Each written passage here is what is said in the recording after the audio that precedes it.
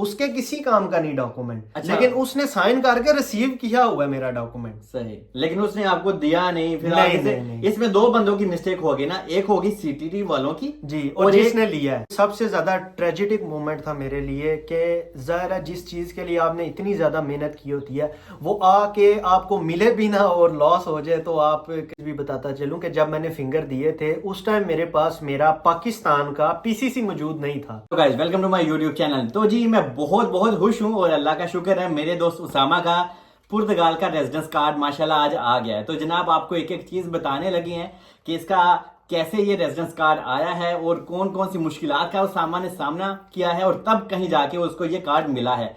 और एक इसके साथ ट्रेजेडी भी हो गई थी क्योंकि इसका पुर्तगाल का रेजिडेंस कार्ड गुम हो गया था जो कि इसे मिला ही नहीं था, लेकिन शुक्र है अल्लाह का अभी इसको ये रिसीव हो गया। तो एक एक चीज पूछने लगे हैं। वीडियो को स्टार्ट करते हैं। अगर तो अपने चैनल को सब्सक्राइब करें, बेल आइकन पे प्रेस करें। इंस्टाग्राम और फेसबुक का पेज आपको डिस्क्रिप्शन में मिल जाएगा। तो हम उसामा को वेलकम करते हैं अपने यूट्यूब चैनल पे और इनकी कहानी इन्हीं के जुबानी सुनते हैं क्योंकि यार मैं तो अपने दोस्तों की वजह से थोड़ा इमोशनल ही हूँ, लेकिन सारी चीजें और बातें इन्हीं से पूछते हैं। Here we go. सबसे पहले तो सारे भाइयों को अस्सलाम वालेकुम। आप सबने मुझे सलमान के चैनल पे देखा ही होगा। हम काफ़ी पुरानी वीडियोस डालते रहे जब सलमान का यूट्यूब चैनल भी स्टार्ट नहीं हुआ था। मैं सलमान का तब से दोस्त हूँ और हम दोनों ने अपनी जर्नी जो है वो पुर्तगाल में एक साथ ही स्टार्ट की थी। भाई है मेरा, तो रिश्ता और लेवल का है। अब तो चलो ये बड़े यूट्यूबर बन गए हैं, लेकिन मेरा और इसका रिश्ता भाइयों की तरह ही, हम एक दूसरे के घर आते जाते हैं। बहुत जिगरी दोस्त हैं भाई। तो जनाब अल्हम्दुलिल्लाह मुझे अपना पुर्तगाल का रेजिडेंस कार्ड रिसीव हो चुका है। अल्लाह पाक का बहुत बहुत शुक्र है। और मेरे सबसे पहले मेरी माँ बाप की दुआएं मेरे साथ हैं और मेरी मेहनत है। मैंने जो यहाँ पे मेहनत की है उसका सिला अल्लाह पाक ने आज मुझे दिया है। तो जनाब कहानी कुछ इस तरह के 2 महीने पहले तकरीबन मेरे फिंगर हुए। तो जब जनाब मेरी फिंगरों की मेल आ चुकी थी तो मुझे काफ़ी ज़्यादा सेफ शो हो रही थी। तो मैं काफ़ी ज़्यादा कंफ्यूज हो गया था मैं कौन सी उठाऊं। तो मैंने सलमान से मशवरा किया कि मुझे कहाँ पे फिंगर करवाने चाहिए और कौन सी सब मुझे चूज़ करनी चाहिए। तो इसने भी मुझे 3-4 सफ़ें बताई जिसमें थी बरगांसा थी, विजू थी, विला रियाल थी, इवोरा थी, बेजा थी। तो इसने भी मुझे कहा था कि इनमें से चूज़ कर लेना, लिस्बन की मत करना। तो फिर मैंने सेफ बरगांसा चूज़ की और फिर मैं बरगांसा में फ़िंगर देने गया। तो जब जनाब मैं आप लोगों के साथ अपना फ़िंगर का एक्सपीरियंस भी शेयर करता हूँ कि वहाँ के क्या हालात हैं, तो जनाब बहुत ही अच्छे हैं। वो बहुत ही कोऑपरेटिव स्टाफ है। इंग्लिश भी बोलते हैं, पुर्तगेज भी बोलते हैं। आप लोगों को कोई लैंग्वेज बैरियर नहीं होने लगा, कोई किसी किस्म का मसला नहीं होने लगा। मोई तो जनता को मोसे सी मुई तो हाँ तब भाई मुई तो। Okay, okay. तो जनाब जब मैं हॉल में गया अपने फिंगर देने के लिए तो जनाब उन्होंने मेरा इंटरव्यू भी किया। बाज लोग ये भी कहते हैं कि आप लोगों से वो कुछ नहीं पूछते, कुछ बोलते नहीं है, लेकिन ऐसा हर किसी के साथ नहीं होता। हर किसी की अपनी स्टोरी है। हर एग्जामिनर आप लोगों को अलग नज़रिए से देखता है। जिसमें उसने मेरे से पूछा कि भाई काम कहाँ करते हो, जहाँ पे काम करते हो उसके आगे पीछे की जगह बताओ और आप काम क्या करते हो, क्या क्या कर लेते हो। तो फिर मैंने उसको अपना सारा बताया क्योंकि मैं तो शुरू से इधर ही हूँ। हाँ। ना मैंने कहीं बाहर काम किया, ना मैंने कोई इलीगल एक्टिविटी की है। तो मुझे लैंग्वेज भी आती थी, मुझे काम का भी पता था क्योंकि मैं हर चीज़ लीगल कर रहा था। तो जी उन्होंने मेरे फिंगर वगैरह लिए और फिंगरों के टाइम पे मैं लीगल आया हुआ था। मेरे पास वीज़ा था यूरोप का और मेरे पास boarding pass, each and everything मैंने संभाल के रखी हुई थी। और हाँ, मैं आप लोगों को एक और चीज़ भी बताता चलूँ कि जब मैंने फिंगर दिए थे उस टाइम मेरे पास मेरा पाकिस्तान का पीसीसी मौजूद नहीं था। तो फिर उन्होंने मेरा फालता लगा दिया था कि आप पीसीसी अपना सबमिट करवाएं, फिर आपका प्रोसेस आगे कंटिन्यू करें। बायोमेट्रिक्स उन्होंने मेरे ले लिए, फीस उन्होंने मेरी पूरी ले ली। ये भी बता दें। उस टाइम फीस थी 382.47 सेंट्स। मिनके 382। हाँ 382 यूरो 47 सेंट्स। ओके, क्या बात है। फीस भी उन्होंने मेरे से पूरी ली, फिंगर किए, पेपर निकाल के दिया और उन्होंने मुझे आदियोश बोला, यानी goodbye, have a nice day. तो फिर मैं वहां से आ गया। उसके बाद फिर मैंने अपना पीसीसी सबमिट करवाया। पीसीसी क्या है? Police clear certificate. Police clear certificate Pakistan का, जो कि फॉरेन अफेयर से और पुर्तगाल की एम्बेसी से अटेस्टेड था। लिस्बन वाली नहीं, पाकिस्तान वाली एम्बेसी से अटेस्टेड था। और जब मैंने अपना क्रिमिनल सर्टिफिकेट सेफ में सीटीटी के जरिए सेंड किया तो उसके 2 से 3 दिन के अंदर अंदर ही उन्होंने मेरा कार्ड अप्रूव करके प्रिंटिंग में सेंड कर दिया। जब अप्रूव्ड हो जाता है तो इससे आपकी खुशी की इंतहा कोई नहीं रहती जनाब। पहला प्रोसेस होता है एनालाइज का, जिसमें वो आपके डॉक्यूमेंटेशन की इंक्वायरी करते हैं, कहीं आपने कोई फेक डॉक्यूमेंट्स जो भी होता है, और सारे पेपर्स वर्क आपका होता है। सेकंड स्टेप होता है अप्रूव्ड, जैसे कि उसामा ने आपको बोला। अप्रूव के बाद होता है प्रिंटिंग में वो जाता है, और प्रिंटिंग के बाद आपके घर कार्ड आ जाता है। 4 टोटल स्टेप होते हैं। अच्छा, आगे। तो जनाब मैंने वेट किया, तो 2 से 3 वीक गुजरने के बाद मैंने सेफ में कॉल की उनको पूछने के लिए कि भाई मेरे कार्ड का क्या बना है। उनको मैंने अपना NIPC नंबर, प्रोसेस नंबर जो भी होता है वो आप उनको फ़ोन पे बताते हैं। तो जब मैंने उनको बोला तो उसने मुझे एक बहुत ही शॉकिंग चीज़ बताई कि भाई आपका जो कार्ड है वो 10 दिन पहले का आपके लेटर बॉक्स में आ चुका हुआ है, आपको रिसीव नहीं हुआ।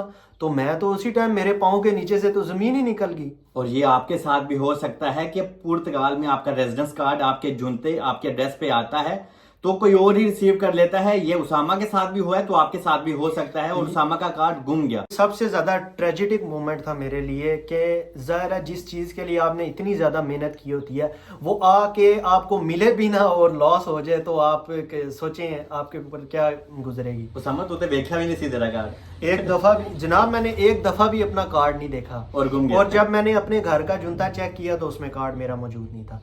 तो फिर जनाब मैं CTT के ऑफिस में गया, उनको मैंने ट्रैकिंग नंबर बताया कि भाई ये ट्रैकिंग नंबर के साथ एक कार्ड मेरे घर में आया है, तो वो कार्ड मुझे मिला नहीं, वो कार्ड कहाँ पे गया। तो जब वो लेडी ने प्रॉपर डिटेल उसकी सिस्टम में चेक की ट्रैकिंग नंबर डाल के, तो जनाब वो किसी और बंदे के घर में उन्होंने कार्ड फेंक दिया हुआ था। ये बहुत गलत निज़ाम है।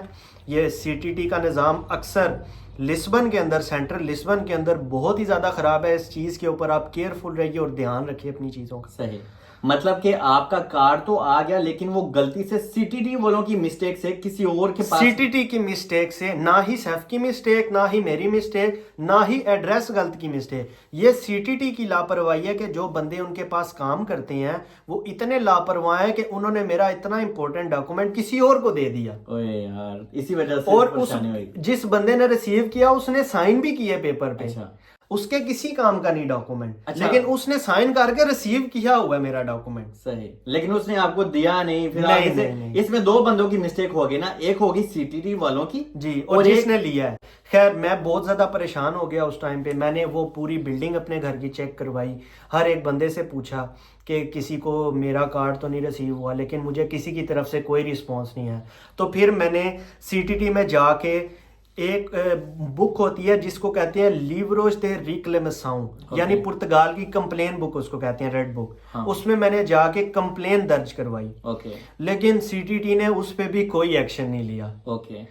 तो जनाब जब मुझे पता लगा कि मेरे सारे दरवाजे बंद हो चुके हैं, तो सिर्फ मुझे एक ही ऑप्शन मेरे पास था, जो था कि कार्ड लॉस्ट ऑप्शन। तो फिर मैंने उसी प्रोसेस को फॉलो किया। डिसअपॉइंट तो मैं बहुत ज़्यादा हो गया था, क्योंकि इसमें टाइम भी बहुत ज़्यादा लगता है और आप यानी बहुत प्रॉब्लम्स का आपको सामना करना पड़ता है। तो फिर मैंने अपने एरिया के पुलिस स्टेशन से मैंने रब्ता किया उनसे। फिर मैंने FIR कटवाई लॉस्ट कार्ड की, और फिर मैंने दोबारा सेफ से अपॉइंटमेंट लेके जाके अपना कार्ड दोबारा रीप्रिंट करवाया, और रीप्रिंट करवाने के 13 से 14 दिन बाद मुझे मेरा कार्ड रिसीव हुआ। ये भी लोगों को बता दो, क्योंकि अक्सर यार लोगों के साथ पुर्तगाल में बहुत ज्यादा मसला होता है, कार्ड रिसीव नहीं होता, कार्ड गुम जाता है, जैसे आपके साथ हो गया है। आपका रेजिडेंस कार्ड आपको मिला ही नहीं था, तो बाद में आपने दोबारा जब सिर्फ की अपॉइंटमेंट उठाई तो आपने कितने पैसे वहां पे जाके दोबारा दिए अपने कार्ड के लिए? ये जनाब एक प्रोसेस होता है। पहले आप सेफ से अपॉइंटमेंट लेते हैं, और उस टाइम पे आपको सिर्फ आपका मेन पासपोर्ट चाहिए और पुलिस की FIR चाहिए, और आपका कोई डॉक्यूमेंट नहीं लगता। आप सेफ में जाएं, और 35 यूरो कार्ड की रीप्रिंट की फीस है। सही। सिर्फ मैंने 35 यूरो और 5 यूरो उनको मैंने एक्स्ट्रा दिए थे, यानी टोटल 40 यूरो, क्योंकि मैंने जो अपना घर का एड्रेस था ना वो भी चेंज करवाया। अच्छा, वो आपने वहीं पे चेंज करवाया, फिर उनको बोला? जी जी।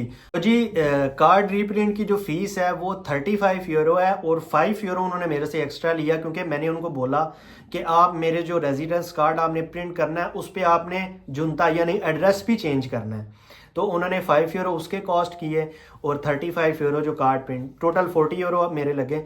तो वो कार्ड मेरा रीप्रिंट हुआ और फिर मेरे नए एड्रेस पे मेरा कार्ड मुझे तकरीबन 13 से 14 दिन बाद मुझे कार्ड रिसीव हो गया। ओए मतलब कि ये काफी ज्यादा टाइम भी वेस्ट हो गया, क्योंकि देखो उसामा को कार्ड आके मिला ही नहीं। अच्छा, एक चीज अभी और लोगों के माइंड में आ रही होगी कि यार आपका कार्ड तो आपको इशू हो गया था तकरीबन 1 महीना पहले, लेकिन वो मिला ही नहीं। तो जब आपने अपना कार्ड रिन्यू करने के लिए लॉस्ट रिपोर्ट आपने बनवाई और कहा मुझे मिला ही नहीं, आपने सारी प्रॉब्लम उनको शेयर की, तो आपको जो दोबारा से कार्ड इशू किया गया वो पुरानी डेट का था या फिर उन्होंने न्यू डेट डाली? नहीं, यहाँ पे मैं एक चीज क्लियर करता चलूं कि आपका जो प्रोसेस होता है ना, जिसको एनालाइजिंग बोलते हैं, वो एक दफा जब आपकी कंप्लीट हो जाती है फिर ना आपको सेफ रोक सकती है, ना आपकी चेकिंग हो सकती है, कुछ भी नहीं।